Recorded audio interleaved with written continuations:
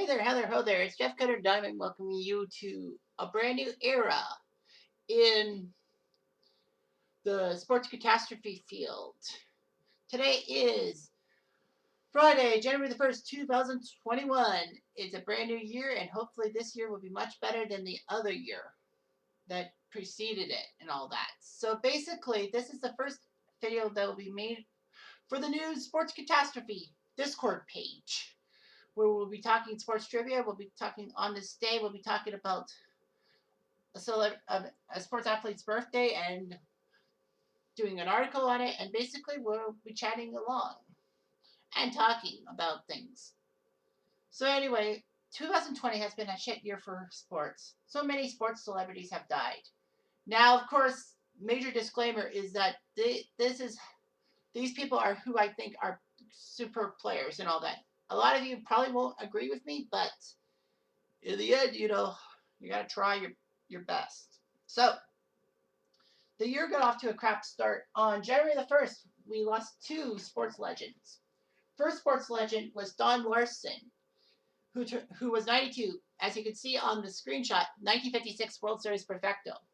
In Game 5 of the World Series between the Brooklyn Dodgers and the New York Yankees, Larson, who wasn't really much of a pitcher, who actually once had a 3-21 mark for the Baltimore Orioles back in 1954, actually somehow managed to pitch Game 5 after being knocked out in Game 2. And he basically pitched fantastic. There were a few key plays like by Mickey Mantle that saved the day. I think Gil McDougall also had one too. But anyway, John Larson's perfect game happened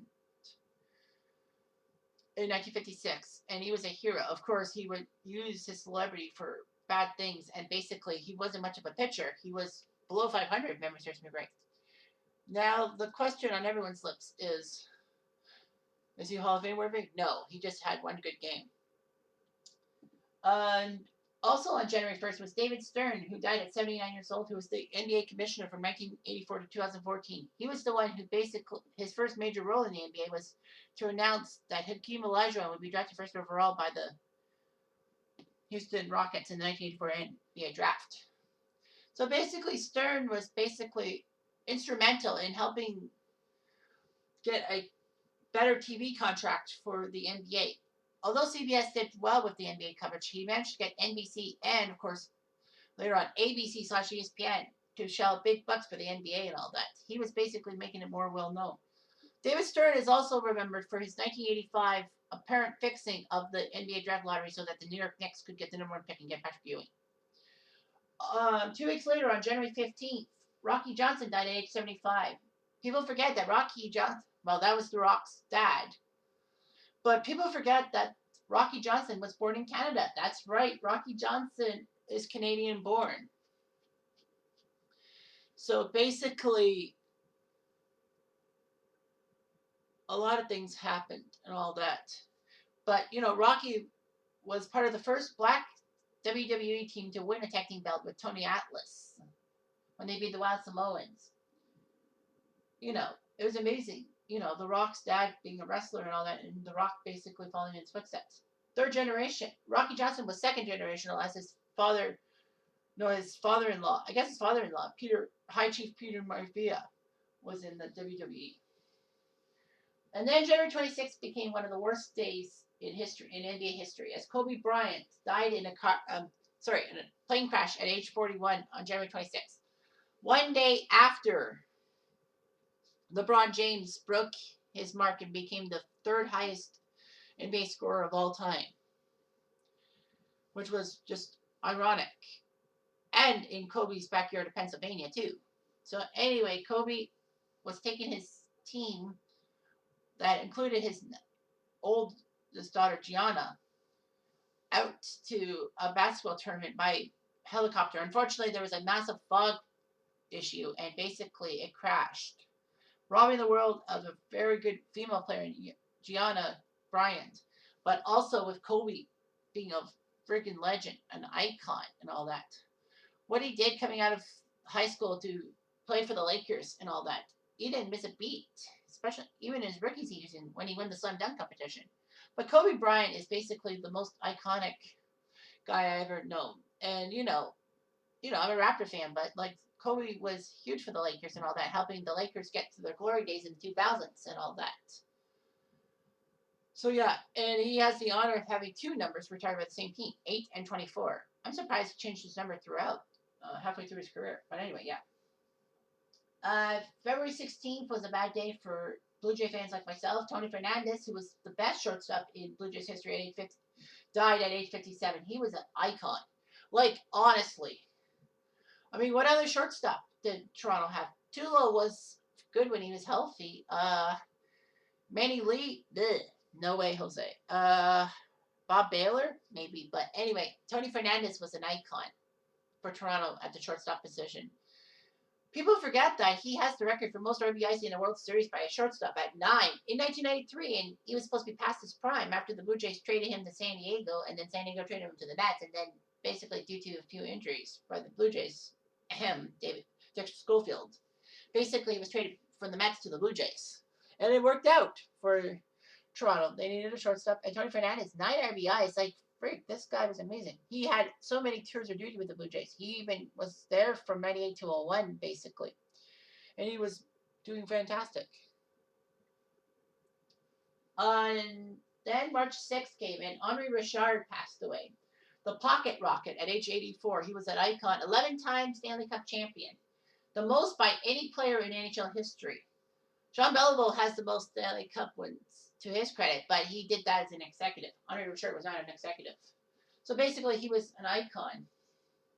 For Montreal, number 16 retired, and he was a fantastic player. You know, he was small, like unlike his brother, Maurice Rocket Richard. But Henri Richard was a great leader for the team. On April 4th, Tom Dempsey, who died at age 75, died. But Tom Dempsey, not the boxer, but a football player. He was a football kicker who had the record for longest field goal in NFL history until it was in 1970, until it was tied by Jason Liam 28 years later. Like, Dempsey basically was an anomaly. His right foot was actually deformed, and he wore a special kicking shoe because of his missing toes and all that. Now, of course, you don't see that ever. You have to wear a normal shoe if you want to kick in the NFL. They basically made that rule because of Tom Dempsey. His 63-yard field goal is a little bit tainted. Not just because of the shoe, but because of the fact that before 1974, the NFL had its goalposts and the crossbar basically be on the goal line. So basically, like what the CFL does, still does. So basically, Dempsey kicked it from a shorter distance away than most people. Nowadays, if you hit a 63-yard field goal, you have to be at your opponent's 46 because it's 10 yards. The end zone's 10 yards and 7 yards for the snap. You have to give 7 yards for the snap and then 10 yards for the end zone and all that. In the CFL, that would be changed up because it would only be the 7 yards because you don't have to go through to the back of the end zone. So, yeah, he died. April 6th, Al Kaline, one of the best pure hitters in the American League in the 1960s, and, of course, a Detroit Tigers legend, died at age 85. He was superb. He was a great leader, and I think he is underrated. On April 11th, Colby Cave died at age 25. Now, a lot of people say, why this guy? Because it's huge, because he was the first active NHLer to die since 2011 in the locomotive plane crash. So basically, yeah, he played for Everton, Boston. He didn't have too many great moments and all that made him an icon, but like, you know, an active NHLer died. And have a brain hemorrhage. Not COVID related, but a brain hemorrhage. Jeez. On April 12th, the F1 community lost a true legend, Sterling Moss, who at age 90 was a 4-time runner-up for the F1 world title. I think a couple times against Juan Manuel Barigo. But anyway, he was an icon. Many times the British press thought he was dead, but he was still alive. He was an icon, and you know, the best English F1 driver ever in my mind. And that's huge because, you know, you got people such as James Hunt and David Coulthard and Lewis Hamilton. I guess Lewis Hamilton beat Sterling Moss by like legendary status. But Lewis Hamilton's not tired yet, so Anyway, and of those people saying, "Oh, was he better than Jackie Stewart?" Technically, Jackie Stewart's great, but Jackie Stewart's from Scotland. I didn't say UK. I said England. On April 16th, Howard Finkel died at the age of 69. 69. He was the voice of WWE for many years, like the ring announcer and all that. And he had a hand in at least one match in every WrestleMania for the first 31 of them. Yeah, he was basically a huge voice. He was in WWE Legends House. It was funny seeing him and all that. And basically, he came back to be part of CM Punk's posse for a little bit. Yeah, jeez. Don Shula died May 4th. He was 90 years old, the winningest coach in NFL history, a Baltimore Colts icon. People forget that he coached the Baltimore Colts and did well. Although he wasn't part of the 1958 team that he wasn't coach of the 58 team that won the greatest game of all time. Basically, in 1968-69, he took the Baltimore Colts to a near perfect season, and basically they were supposed to be the NFL and the Super Bowl champions. However, the upstart AFL with Joe Namath and his New York Jets beat them and all that. Shula would always be criticized for not putting Johnny Unitas in early enough because Unitas got hurt and Earl Morrall had to be the quarterback. So basically, they could have put Unitas in better. So Shula decided to relocate to Miami, and he brought Earl Morrall with him to be the backup for the 72 Dolphins, the greatest team ever, in my mind, I guess. I mean, Morrall was come back to the player of the year because, he was old, slow, but he came in the 5th week of the season when Bob Greasy went down and basically led Miami to every victory. Greasy came back for the conference championship in the Super Bowl, but, still. Shula was great, and he stayed for Miami for many years. I believe 1996 was when he retired, wasn't it? Or 95. I think it was 95. Basically, Don Shula coached Miami through a lot of quarterbacks, including Dan Marino. Jerry Sloan on May 22nd, who was 78 years old, the Utah Jazz coach from 1988 to 2018. He was big because, a head coach lasting for 3 decades is hard enough. But, I mean, Utah was kind of a boring place to be because of the Mormon law and all that. But basically, Sloan helped the Jazz win a couple of Western Conference finals, including 97 when John Stockton's big three-pointer sunk the Houston Rockets, sent them to the first NBA Finals, but the Bulls got them in 5, I think. And then in 98, they lost in 6 on home turf when Michael Jordan made that famous shot, although he should have been called for offensive foul for pushing Russell down. On May 23rd, Eddie Seddon died. Now, I know people say, well, he's a great basketball coach for Oklahoma State in Arkansas. Well, obviously, as an Arkansas fan, he was huge because Eddie Seddon helped the 78 Arkansas Razorbacks get to the Final Four, which was amazing. And in 79, he almost got us to the Final Four, too. But, 804 career wins, basically Oklahoma State legend alongside Arkansas legend. I believe he was the coach who was there in 1984 when Arkansas sent undefeated North Carolina their first loss of the season and prevented a perfect run. On June 1st, Pat Dye died at age 80. He was a pretty good Auburn football coach in the 1980s and brought Auburn back from the depths of being forgotten in college football because, he had Bo Jackson, he had a few other players too. But yeah, Auburn was great. Auburn was great again, and he put the school into better hands, and, Auburn was just better off. Wes Unseld, June 2nd, died at age 74. He was a star in the NBA for Washington back from 68 to 81. He was basically the face of the Washington franchise and should have had he had one NBA title in 1978, I think. Well, 75, he led the Bullets to hopefully a title, but the Golden State Warriors shocked the world by taking him down. But yeah, number 41, he was an icon. Johnny Majors died June 3rd. This is another college football coach I really liked. 1976 NCAA champion with the Pitt Panthers. It's surprised Pitt being that good in football. I know Dan Marino was from the University of Pitt, but unfortunately he didn't go under Majors' tutelage as he was in the early 80s. But yeah, Tony Dorsett.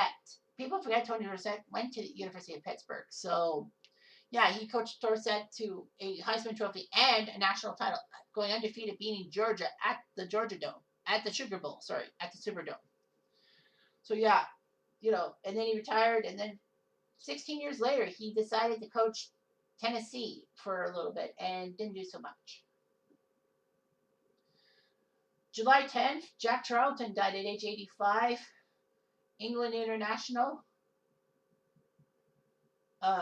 He was a member of the 1966 World Cup team that won, the England World Cup team that won on home turf, kind of controversially, as some Germans will tell you.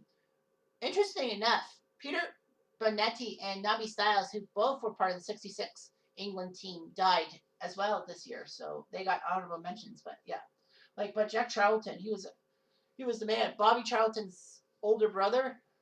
The Charltons leading things a lot. Jack Charlton didn't play for Man U like Bobby did. However, Jack's biggest contribution was being head coach of the Republic of Ireland and basically trying to find English-born people of Irish descent so that Ireland could have a decent team. And he shocked everyone, especially in 1988 Euro when his Ireland side beat England 1-0 in group play. And in fact, in 1990, England and Ireland ended up being in the same group in the World Cup. So England ended up taking charge, but England and Ireland tied at 1. That was amazing how Jack Charlton could coach against England. Yeah, he got Ireland into the quarterfinals of the 1990 World Cup, surprisingly, and had an audience with the Pope. On July 25th, Eddie Shack was 83, died at age 83. He was a Leaf legend. Basically, he was a decent scorer and all that. But Eddie Shack's personal story was huge because, he couldn't read, he couldn't write. He had to work early as a kid and basically beat illiteracy somehow. And then basically hated people who would get on that. A famous song, Clear the Track, Here Comes Shack, was part of Canadian culture way back in the day. Eddie Shack even was in a lot of Pop Shop commercials and all that. Pop Shop pop is pretty good, but unfortunately, glass bottles can really hurt. John McNamara died on July 28th at age 88. He was the manager of the 1986 Boston Red Sox, who surprised everyone by coming back from 3-1 down against the California Angels. Gotta say that. Not now they're called the Los Angeles Angels of Anaheim. But anyway, the Angels were up 3-1 and had Boston dead to rights. But Dave Henderson with that big 2-run home run to help Boston win Game 5. Game 6 and 7 back at Fenway Park, Boston just easily took the Angels' things out of the balloon. I don't know how long ago Gene Mauch died. I think he died a few years ago. But anyway.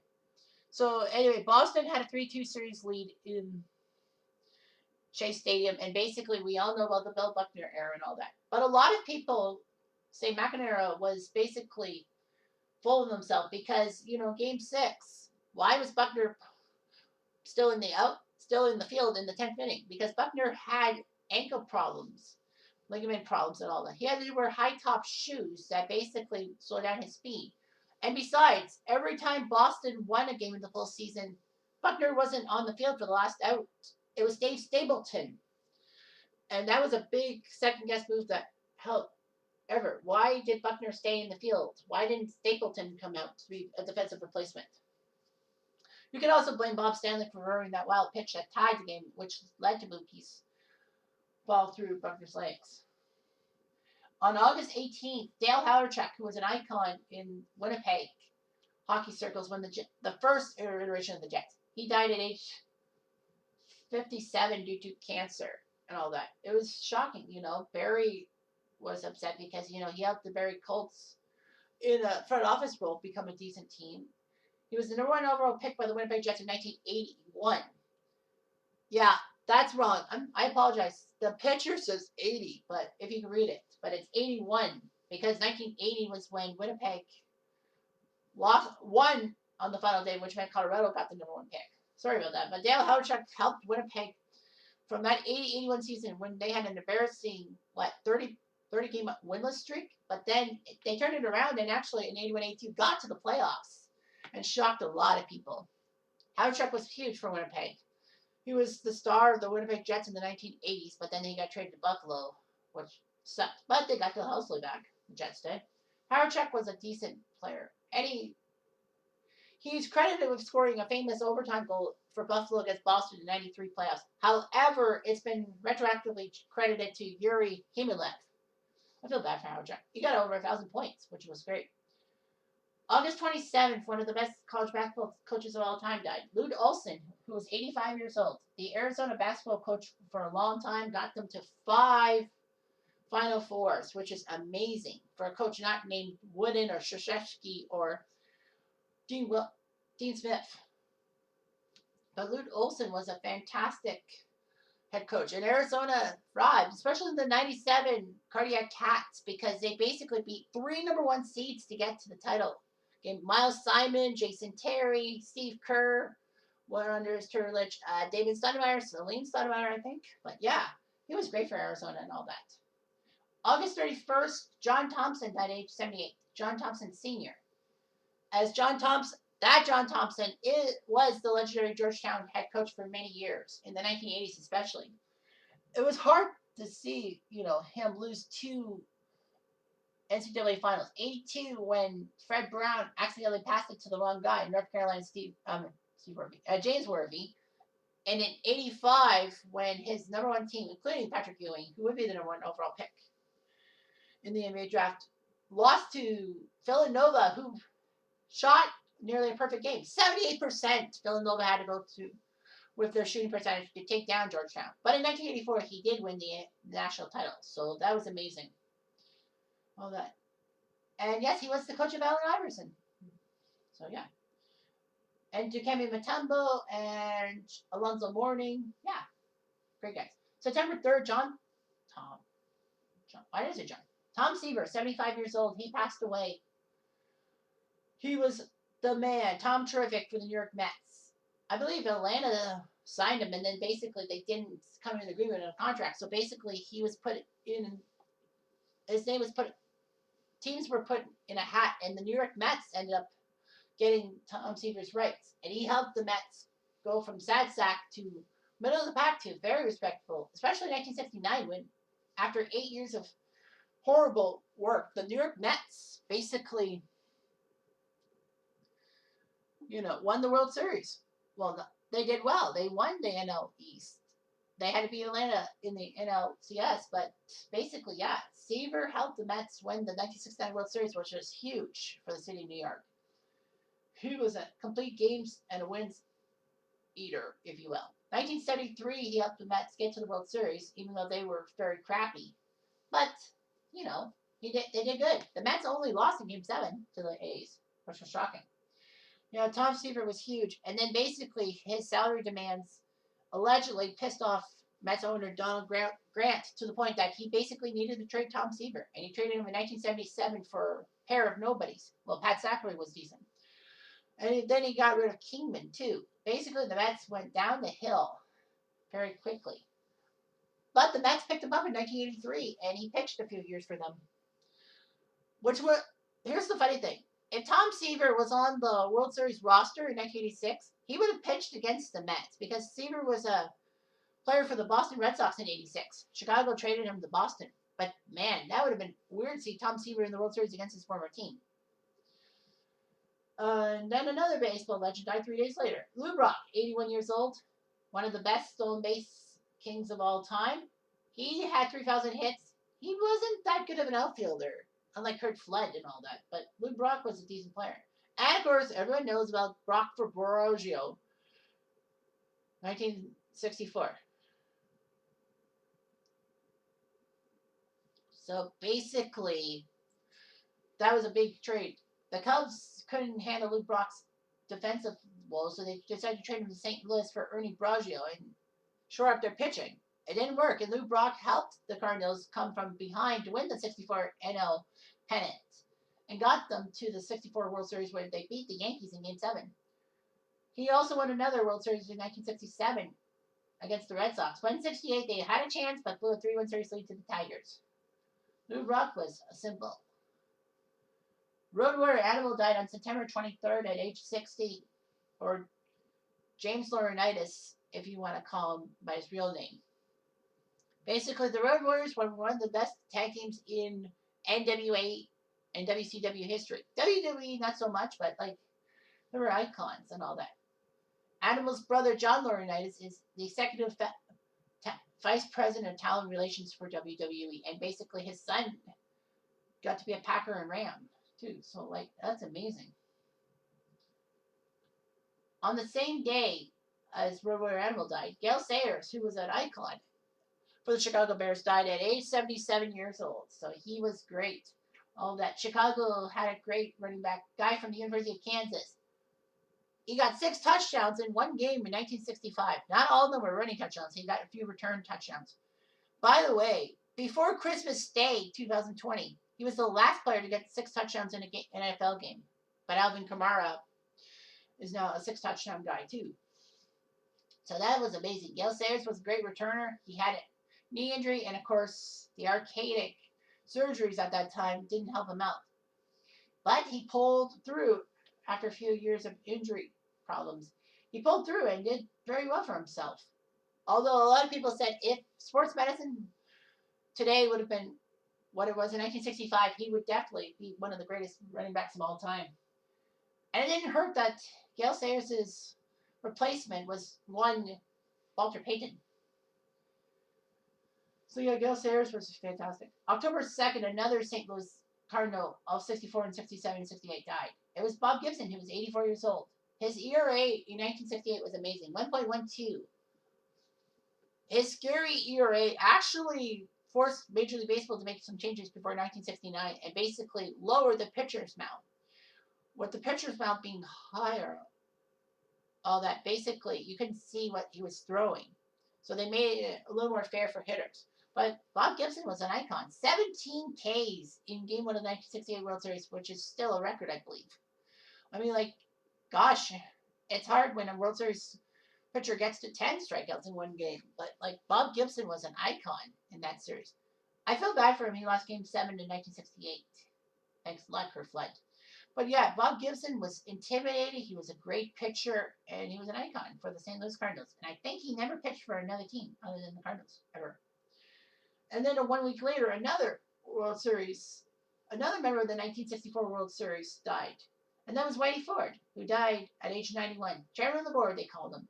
The best Yankee lefty ever in history. He was strong, he could win games, he could give you a lot of strikeouts, and for a time, he actually had the longest scoreless streak of any pitcher in World Series history.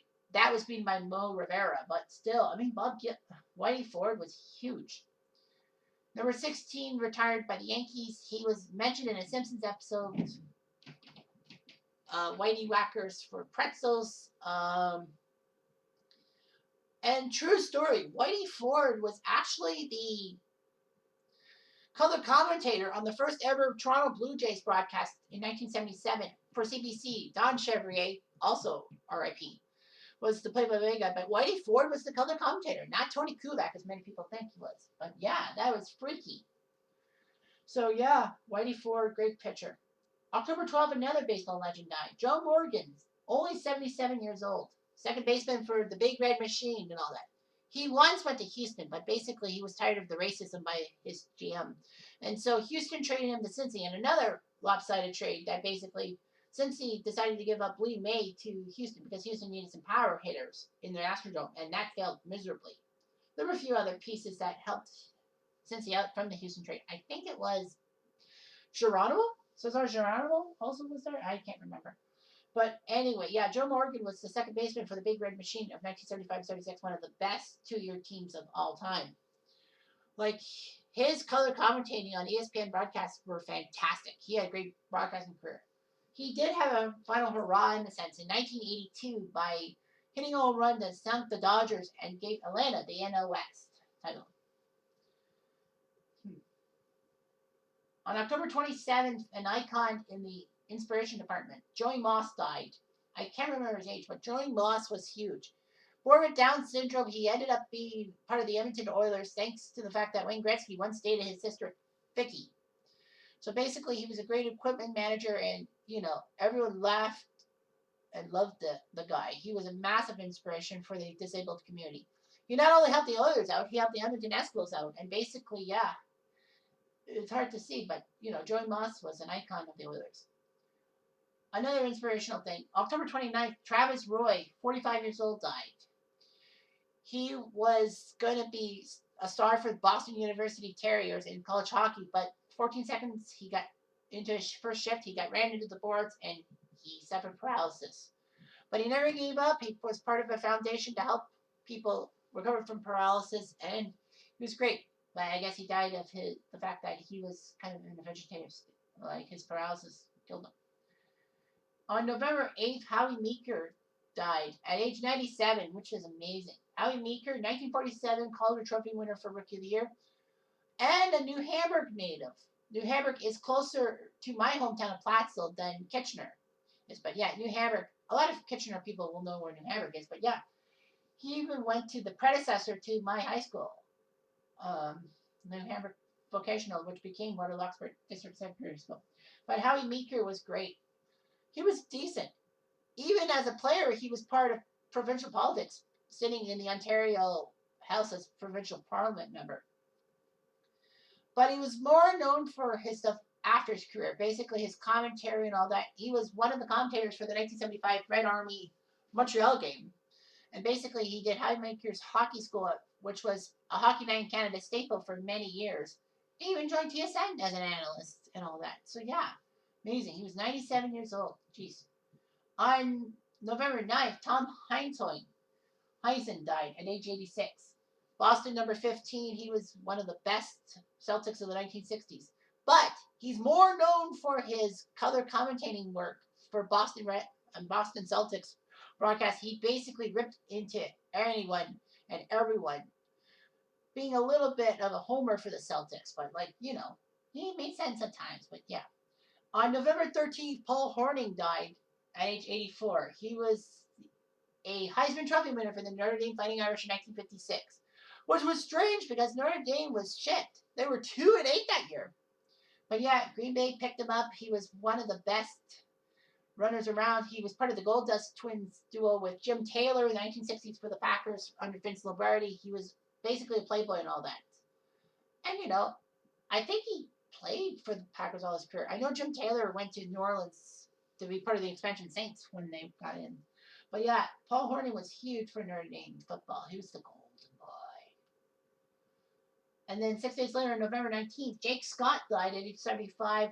The original Miami number 13. People forget that there was a star player who wore number 13 for the Dolphins before Dan Marino. And that was Jake Scott at safety, when the NFL didn't care if your number on defense was below 20. But yeah, Jake Scott was a great defensive player. He was actually the MVP of Super Bowl 7. That was the Super Bowl that the Dolphins clinched their perfect season with a 14-7 win over the Washington. Yeah, I know. Literally, you can't say the nickname, but yeah. The Washington Beep. So yeah, so Jake Scott was a fantastic person. The original number 13 for Miami. November 25th, the soccer world lost a great legend in Diego Maradona.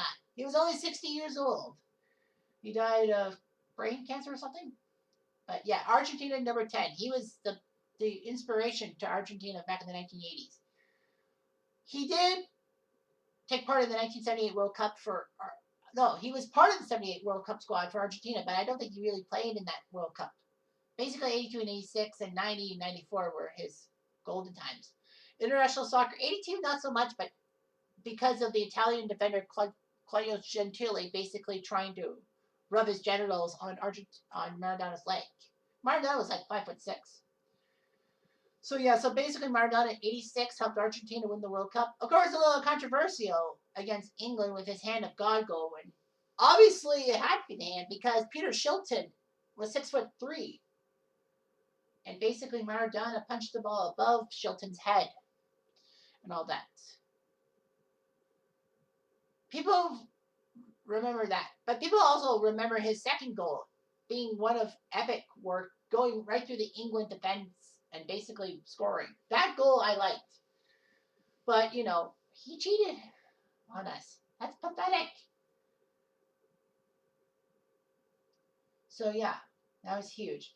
But Maradona was a good club player too for Napoli, especially for Napoli, because they weren't really doing well in the Italian league because of the Giants AC and Inter Milan and Juve. But basically, he helped Napoli do well. Unfortunately, Maradona's drug life ruined him, as basically, Italy couldn't control it. Spalletti in Argentina couldn't do it, and basically his drug problems were such that he was part of the '94 Argentina squad that got in through a playoff against Australia, but to the World Cup. But basically, once he scored a famous goal against Greece, he basically ran to the camera, and it looked like he was on some kind of drugs. One drug test later, poof, he's out of the World Cup, and Argentina falls flat. He's suspended for 15 months for that. Basically, Maradona, everyone thought he was going to die so quickly, like in the 2000s and 2010s, but no, he lasted until 2020. Third last person is Pat Patterson, 79 years old, the first Intercontinental Champion in WWE history, from Canada. Of course, he's from Montreal. He has a French name. But anyway, he was Pat Patterson. Basically, he was an icon, especially being a stooge for Vince McMahon in the Attitude Era. But yeah, Pat Patterson could hold his own. And basically, yeah, he was an icon. And then, in WWE Legends House, he actually came out as being gay, which some people speculated on. But yeah, he finally had the courage to come out of the closet. He had a lot of gay secrets. And I know that some people hate him because, he allegedly solicited something from Ring Boys back in the 1980s. But that was never proven, in a sense. Second last is Casey Jones, December 25th. He was 88 years old.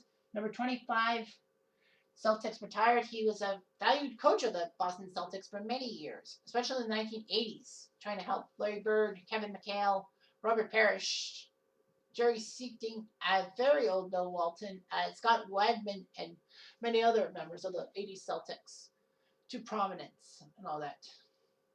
He was a star player from the University of San Francisco and won many titles for Boston, as well as hindsight. And finally, the last major one was Phil Niekro on Boxing Day, 81 years old. A proud knuckleball pitcher, one of the best knuckleball pitchers, if not the best knuckler of all time. Sorry, Tim Winfield. But Phil Niekro basically was huge. He was a workhorse. He got lots of 21 seasons. He was a Braves icon in the 1970s and all that. He pitched a lot of years for the Braves. People forget that Phil Niekro was once a Toronto Blue Jay. I kid you not. The Blue Jays picked him up from Cleveland to help with their stretch drive in 1987, but unfortunately, 3 poor starts, Niekro was released and all that. And he was traded. It was released in Atlanta. Picked him up as a free agent to pitch his last games with the Braves. So yeah, that's amazing. So anyway, that's all those major sports deaths in memoriam. I plan on doing a countdown of the biggest impacts. Impactful deaths in sports, but man, it's amazing how hard it is. I mean, honestly, 41 major sports deaths in 1 year. That's amazing. I know I did a video 4 years ago about the top 20 sports stars that died, but man, this is double the list. Hard to do in a sense. So anyway, thanks for watching this video and check me out, Sports Catastrophe on Discord.